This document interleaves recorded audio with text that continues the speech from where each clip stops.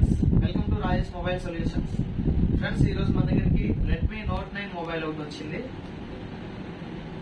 Customer ఒకళ్ళు తీసుకొచ్చారు. Complaint ఏంటి అంటే హ్యాంగ్ ఆన్ లోగోలో అది ఉంటుందని అని చెప్పారు. రెడ్మీ అని ఎంఐ అలాగే ఉంటుంది. చూస్తున్నారు కదా, ఇప్పుడు మీకు ఫోన్ ఛార్జింగ్ పర్సంటేజ్ మాత్రం 54 ఉంది. ఫోన్ ఒకసారి ఆన్ చేసి చూపిస్తాను.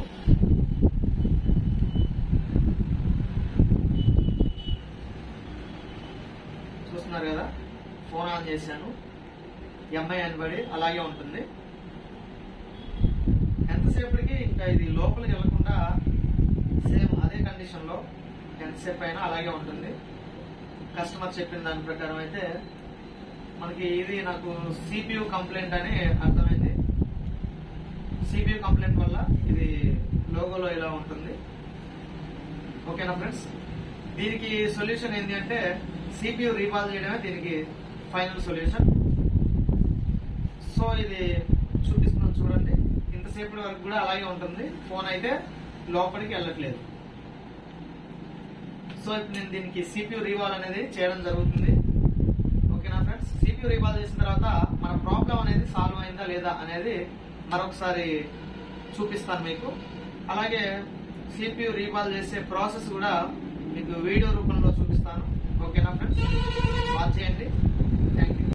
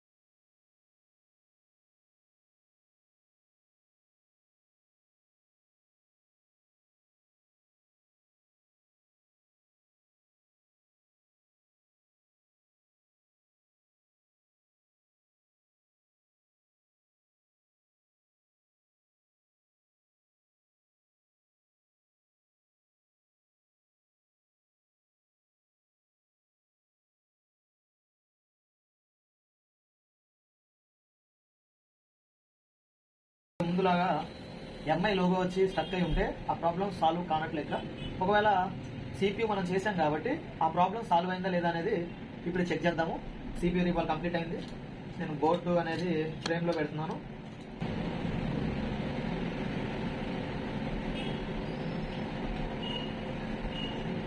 చూస్తున్నారు కదా, ఇప్పుడు ఇక్కడ బూటింగ్ అనేది అవుతుంది. ఇంతకుముందు బూటింగ్ అవ్వలేదు, కొంచెం లేట్గా చెప్పాను కదా. CPU రీబాల్ చేసిన తర్వాత వెంటనే ఆన్ అవ్వదు, కొంచెం టైం పట్టుతుందని చెప్పాను కదా.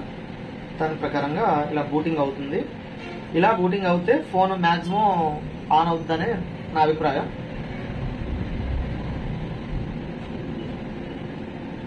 ఫ్రెండ్స్ చూశారు కదా, ఫోన్ అనేది ఫుల్ఫిల్ గా ఆన్ అయిపోయింది. చూస్తున్నారు కదా, ఫోన్ అనేది ఫుల్ఫిల్ గా ఆన్ అయింది. చూడండి, మనకి లాక్ అయితే తెలియదు, కస్టమర్ లాక్ చెప్పలేదు. సో మీకు ఎమర్జెన్సీలో డైల్ చేసి చూపిస్తున్నాను నెంబర్స్. ఫోన్ అనేది 100% మనం రికవరీ చేసాం ఫ్రెండ్స్. చూస్తున్నారు కదా, వీడియో కనుక నచ్చినట్లయితే లైక్ చేయండి, షేర్ చేయండి, సబ్స్క్రైబ్ చేసుకోండి మా ఛానల్ని. మరొక కొత్త వీడియోతో మళ్ళీ కలుసుకుందాం. ఓకేనా friends, thank you for watching.